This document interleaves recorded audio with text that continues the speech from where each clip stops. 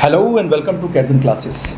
जैसा कि आपको पता है कि ईयरली करंट अफेयर से संबंधित हमारा सीरीज चल रहा है और उस सीरीज से संबंधित हमारा यह छठा वीडियो है। तो चलिए हम इस वीडियो को स्टार्ट करते हैं अपने इस वाले क्वेश्चन से। क्वेश्चन है यहाँ पर कि भारत का सबसे किफ़ायती आवास बाजार कौन बना है। जी हाँ, सबसे किफ़ायती आवास बाजार। तो इसका सही जवाब है ऑप्शन ए, पुणे। अगर हम इसकी व्याख्या करें तो व्याख्या के अंतर्गत हम यहाँ पर यह पाते हैं कि किफ़ायती आवास आखिर ये होता क्या है। तो सबसे पहली बात यहाँ पर यह है कि किफ़ायती आवास को 60 वर्ग मीटर तक के कारपेट एरिया वाले घरों के रूप में इसे परिभाषित किया गया है। अब उस घर की कीमत कितनी होगी, तो घर की कीमत 45 लाख रुपए से ज़्यादा नहीं होनी चाहिए। अब यहाँ पर यह भी है कि जिस 45 लाख रुपए की यहाँ पर बात हो रही है, अगर हम मुद्रास्फीति मतलब इन्फ्लेशन को इसमें ऐड करें और साथ ही साथ जो कॉस्ट बढ़ता है उसके हिसाब से देखें तो अब किफ़ायती आवास की कीमत वह 90 लाख से 1 करोड़ रुपए तक भी पहुँच रही है। तो इसमें जो सरकारी आंकड़े उसके हिसाब से 45 लाख रुपए दिए गए हैं, लेकिन अगर हम आगे की बात करें तो 90 लाख से 1 करोड़ रुपए इसमें आते हैं। साथ ही साथ इसमें यह भी है कि किफ़ायती आवास परियोजनाओं में उपलब्ध जगह का कम से कम, जी हाँ, कम से कम 60% उपयोग किया जाना चाहिए। अगले क्वेश्चन की तरफ हम बढ़ते हैं। क्वेश्चन है यहाँ पर कि पहलवान विनेश फोगाट कितने ग्राम वजन अधिक होने के कारण पेरिस ओलंपिक से बाहर हुई। तो वो बाहर हुई 100 ग्राम ज़्यादा वजन होने के कारण। ये क्वेश्चन पूछा जा सकता है। अगला क्वेश्चन यहाँ पर है कि भारत की अक्षय ऊर्जा क्षमता एक दशक में कितनी बढ़ी है। जी हाँ, काफ़ी महत्वपूर्ण है यह सवाल और काफ़ी महत्वपूर्ण इसका जवाब। इसका जवाब है ऑप्शन सी, 165%। अब वो कैसे, तो हम देखते हैं इसको व्याख्या के अंतर्गत। सबसे महत्वपूर्ण बात यहाँ पर यह है व्याख्या के अंतर्गत कि 2014 में देश में अक्षय ऊर्जा क्षमता वह कितनी थी, वह थी 75.5 गीगावाट, जो 2025 तक बढ़कर कितनी हो गई, 232 गीगावाट। इसका मतलब यहाँ पर यह है कि वाकई में जो हम यहाँ पर देख रहे हैं ग्रोथ कितना है, वह ग्रोथ है 165%।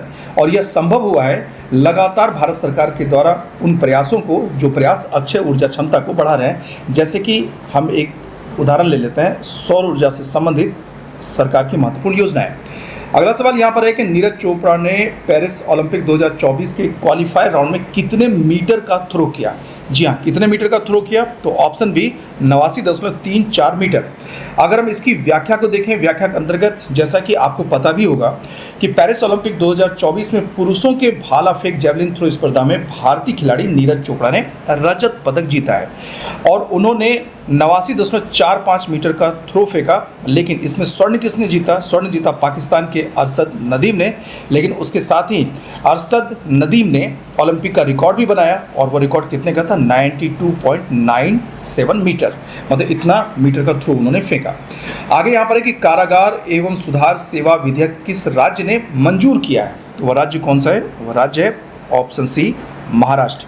देखते हैं इसकी व्याख्या को। व्याख्या के अंतर्गत यहाँ पर यह है कि जिस विधेयक की हम बात कर रहे हैं, मतलब कारागार एवं सुधार सेवा विधेयक की, तो अमूमन यह एक ऐसा बिल है जो जेलों और कैदियों से संबंधित जो कानून है उन सबको यह एक साथ लाता है और साथ ही साथ जेल से संबंधित जो कानून है, ये कैदियों की व्यवस्था से संबंधित जो कानून है, तो जो भी इंफ्रास्ट्रक्चर है उसमें सुधार की भी बात यह करता है। और यह विधेयक कैदियों के अधिकार, जो भी प्रिजनर्स हैं उनके राइट्स, जेल में उनके लिए सुविधाएं और सुधारात्मक सेवाओं को विनियमित करता है, मतलब उसे रेगुलेट करता है। अगला क्वेश्चन देखिए, पोबितारा वन्यजीव अभ्यारण्य किस राज्य में स्थित है, तो वह स्थित है असम में। अब एक नज़र इस पोबितारा वन्यजीव अभ्यारण्य पर, तो यहाँ पर है कि पोबितारा वन्यजीव अभ्यारण्य यह असम राज्य के मोरीगांव जिले में स्थित है और अगर नदी के हिसाब से देखें तो ब्रह्मपुत्र नदी के दक्षिणी तट पर स्थित है यह अभ्यारण्य। और यह अभ्यारण्य 1987 में इसे अभ्यारण्य के रूप में घोषित किया गया और अगर हम इसका विस्तार देखें तो 38.85 वर्ग किलोमीटर क्षेत्र में। साथ ही साथ इस अभ्यारण्य में भारतीय गैंडों की एक बड़ी आबादी है और यह असम में सबसे बड़े आबादी में से एक है। तो पोबितारा वन्यजीव अभ्यारण्य। अगला क्वेश्चन यहाँ पर है कि आरबीआई ने यूपीआई द्वारा भुगतान सीमा को कितना कर दिया है, तो वह कर दिया है ऑप्शन डी 5 लाख रुपए। अब इसके अंतर्गत क्या है उसको देखिए। इसमें यहाँ पर यह है कि व्यक्तिगत रूप से भुगतान की सीमा 1 लाख रुपए है, लेकिन कर भुगतान, शिक्षा, स्वास्थ्य सेवा, इन सब में जो सीमा है वह बढ़कर कितनी हो गई है, 5 लाख रुपए।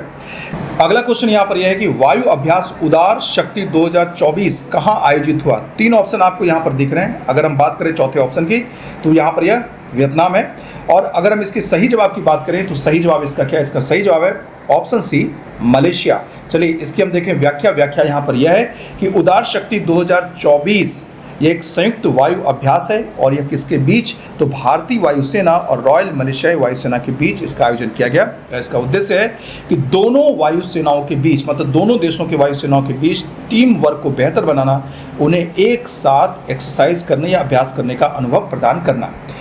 अगला क्वेश्चन यहाँ पर है कि भारतीय सेना ने पर्वत प्रहार अभ्यास कहाँ आयोजित किया, तो यह आयोजित किया कहाँ पर, लद्दाख में। और इसको आयोजित करने का क्या उद्देश्य है, तो उद्देश्य देखिए यहाँ पर यह है कि सेना को पहाड़ी इलाकों में युद्ध के लिए प्रशिक्षित करना है और खासकर चीन के साथ वास्तविक नियंत्रण रेखा के पास, जैसे पूर्वी लद्दाख क्षेत्र जो है वहाँ पर उनको प्रशिक्षित करना। मतलब कि पर्वत प्रहार जो है वो भारतीय सेना का एक ऐसा अभ्यास है जो कि आप देख भी पा रहे हैं, एक ऊंचाई मतलब उच्च ऊंचाई वाले पर्वतीय क्षेत्रों में युद्ध और संचालन पर केंद्रित है। अगला क्वेश्चन यहाँ पर यह है कि पेरिस ओलंपिक 2024 में नीरज चोपड़ा ने कौन सा पदक जीता, तो उन्होंने जीता कौन सा, उन्होंने जीता रजत। जी हाँ, रजत पदक उन्होंने जीता और हम इसकी व्याख्या ऑलरेडी देख चुके हैं। क्वेश्चन यहाँ पर कि वर्ष 2023 में कितने गाँव को सर्वश्रेष्ठ पर्यटन गाँव का दर्जा मिला, तो कितने गाँव को मिला है, वह मिला है 35 गाँव को। अब अगर हम इसकी व्याख्या देखें तो व्याख्या के अनुसार यहाँ पर यह है कि 3 श्रेणियों में, जी हाँ 3 श्रेणी का मतलब है कि स्वर्ण श्रेणी, रजत श्रेणी और कांस्य श्रेणी में कुल 35 गाँव का चयन किया गया। स्वर्ण श्रेणी में 5 गाँव को, रजत श्रेणी में 10 गाँव को और कांस्य श्रेणी में 20 गाँव को पुरस्कृत किया गया। अब हम एक नज़र डालते हैं स्वर्ण श्रेणी के गाँव की कहाँ पर ये स्थित। देखिए पहला डावर, ये कहाँ पर है, जम्मू और कश्मीर में। दूसरा अगर हम देखें तो वह है सरमौली, ये कहाँ पर है, उत्तराखंड में। तीसरा रेक, रेक कहाँ पर है, रेक हम देख रहे हैं कहाँ पर है, मिजोरम में। फिर अगला कंतलूर, कंतलूर कहाँ पर है, केरल में है। और मादला ये कहाँ पर है, मध्य प्रदेश में है। अगला क्वेश्चन यहाँ पर कि पेरिस ओलंपिक में भारतीय हॉकी टीम ने कौन सा पदक जीता, तो भारत ने क्या जीता था, कांस्य जीता था। इसकी व्याख्या देखिए, व्याख्या के अंतर्गत यहाँ पर यह है कि भारतीय हॉकी पुरुष टीम जो गई थी वह किसके नेतृत्व में गई थी, कैप्टनशिप में गई थी, तो हरमनप्रीत सिंह के नेतृत्व में गई थी। और 2024 पेरिस ओलंपिक में स्पेन को 2-1 से हराकर कांस्य पदक जीता। क्वेश्चन यहाँ पर यह है कि अगस्त 2024 को किस राज्य सरकार ने 5 लाख रोजगार सृजन हेतु लॉजिस्टिक नीति को मंजूरी दी, तो वह राज्य है महाराष्ट्र। क्वेश्चन नेक्स्ट, क्वेश्चन यहाँ पर कि भारत के तीसरे सबसे बड़े बाघ अभ्यारण्य को 9 अगस्त 2024 को किस राज्य में मंजूरी मिली, तो इसे मंजूरी मिली कहाँ पर, छत्तीसगढ़ में। इसकी व्याख्या को अगर हम देखें तो व्याख्या के अंतर्गत यहाँ पर यह है कि भारत का तीसरा सबसे बड़ा बाघ अभ्यारण्य कहाँ पर है, छत्तीसगढ़ में स्थित है और इसका नाम है गुरु घासीदास तमोर पिंगला टाइगर रिजर्व। और यह जो अभ्यारण्य है यह 2829 वर्ग किलोमीटर इतना बड़ा इसका क्षेत्र विस्तार है। साथ ही साथ यह आधिकारिक तौर पर घोषित देश का 56वां टाइगर रिजर्व है। क्वेश्चन यहाँ पर यह है कि उपस्थिति पोर्टल किस राज्य सरकार ने लॉन्च किया, तो वह राज्य सरकार कौन सी है, वह है झारखंड। और इसे क्यों लॉन्च किया गया, तो इसके लॉन्च करने के अगर कारण को हम देखें तो स्वास्थ्य विभाग के कर्मचारियों की उपस्थिति को देखने के लिए इस उपस्थिति पोर्टल को लॉन्च किया गया है, जिसके माध्यम से स्वास्थ्य विभाग के अधीन जो कार्यरत डॉक्टर हैं, मेडिकल कर्मी हैं और अन्य कर्मी हैं, उनके अटेंडेंस को इसमें रजिस्टर किया जाएगा, उनकी उपस्थिति को दर्ज किया जाएगा। क्वेश्चन देखिए, अगला क्वेश्चन है कि किस राज्य ने स्थानीय निकाय चुनाव में 2 बच्चों की नीति समाप्त की, वो राज्य है आंध्र प्रदेश। इसकी व्याख्या देखें तो व्याख्या यहाँ पर है कि आंध्र प्रदेश की सरकार ने यह निर्णय इसलिए लिया क्योंकि राज्य में प्रजनन दर वो घट रही है, तो उसे देखते हुए स्थानीय निकाय चुनाव लड़ने के लिए 2 बच्चों के मानदंड को खत्म करने का फैसला किया गया। इसका मतलब है कि पहले यहाँ पर ये था कि जिनके केवल 2 ही बच्चे हैं वे ही स्थानीय निकाय का चुनाव लड़ सकते हैं, लेकिन अब यह मानदंड समाप्त कर दिया गया। क्वेश्चन यहाँ पर यह है कि देश के पहले राइस एटीएम का उद्घाटन कहाँ किया गया, तो यह किया गया है ओडिशा में। अगर आप इसकी व्याख्या देखें तो व्याख्या में यहाँ पर यह है कि ओडिशा में कहाँ लॉन्च किया गया पहला राइस एटीएम, तो भुवनेश्वर में से लॉन्च किया गया। और यह ऑटोमेटेड मशीन है जो राशन कार्ड धारकों को चावल उपलब्ध कराती है।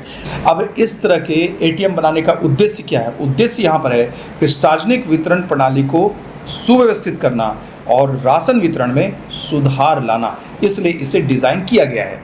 क्वेश्चन यहाँ पर यह कि फोर्ब्स के सबसे अमीर बिलियनर्स की लिस्ट में कौन शीर्ष पर रहे हैं, तो इसका सही जवाब है एलन मस्क। जी हाँ, एलन मस्क शीर्ष पर रहे हैं, शीर्ष पर हैं। अगला क्वेश्चन है कि 10 अगस्त 2024 को असम में मानव हाथी संघर्ष को कम करने के लिए कौन सी ऐप लॉन्च की गई है?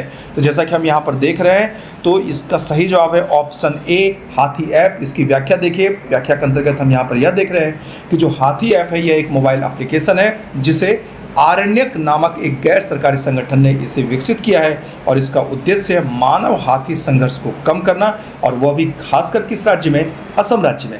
क्वेश्चन यहाँ पर है कि पेरिस ओलंपिक 2024 में अमन सहरावत ने कौन सा पदक जीता?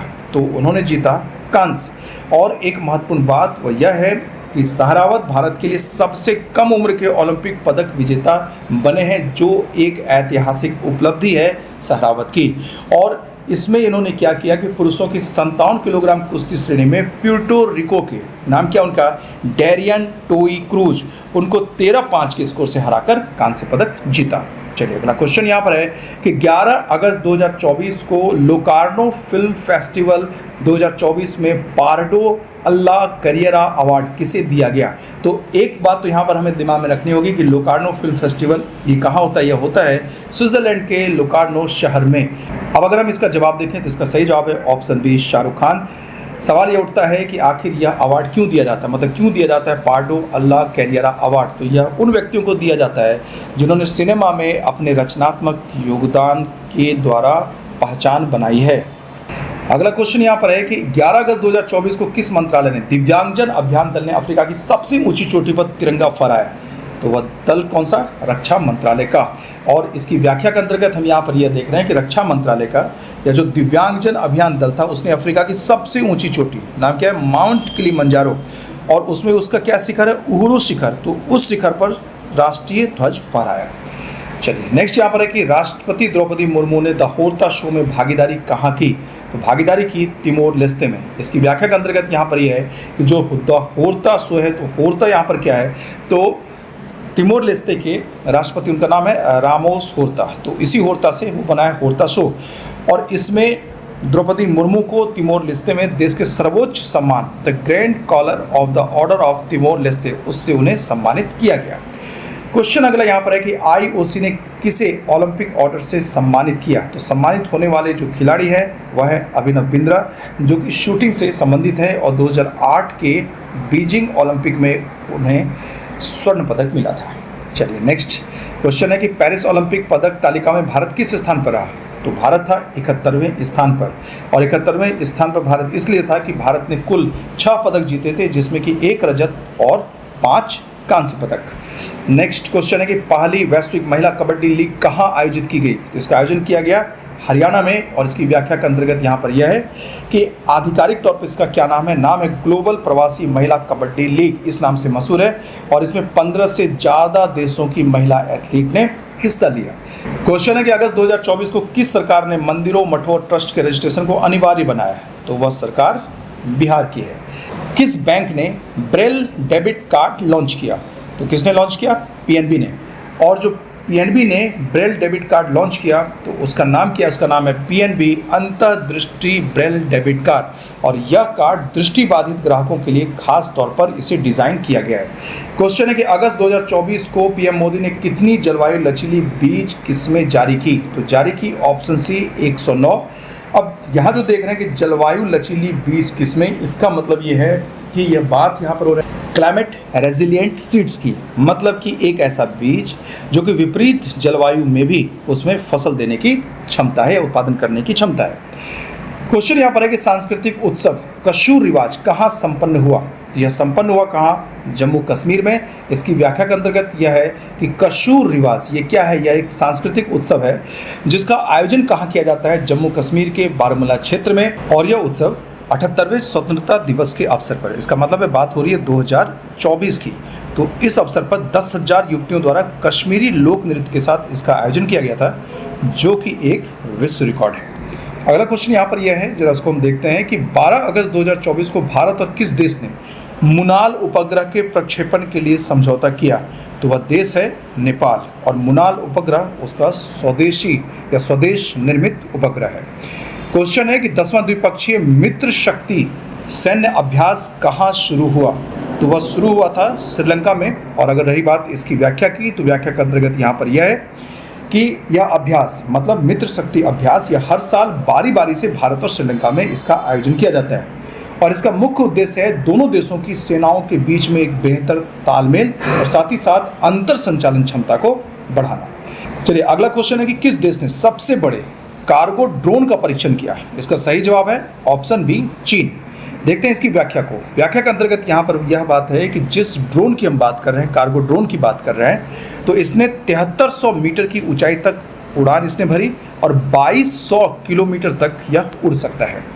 क्वेश्चन अगला यहाँ पर यह है कि 13 अगस्त 2024 को भेल को किस राज्य में 1600 मेगावाट की ताप विद्युत परियोजना मिली और वह राज्य है ऑप्शन ए, झारखंड।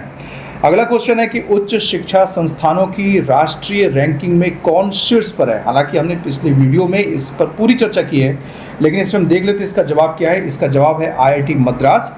रही बात उच्च शिक्षा संस्थानों की राष्ट्रीय रैंकिंग, तो इसका फुल फॉर्म है नेशनल इंस्टीट्यूशनल रैंकिंग फ्रेमवर्क। अगला क्वेश्चन यहाँ पर है कि किस राज्य के मुख्यमंत्री ने प्राकृतिक खेती को बढ़ावा देने के लिए हिम उन्नति योजना शुरू की?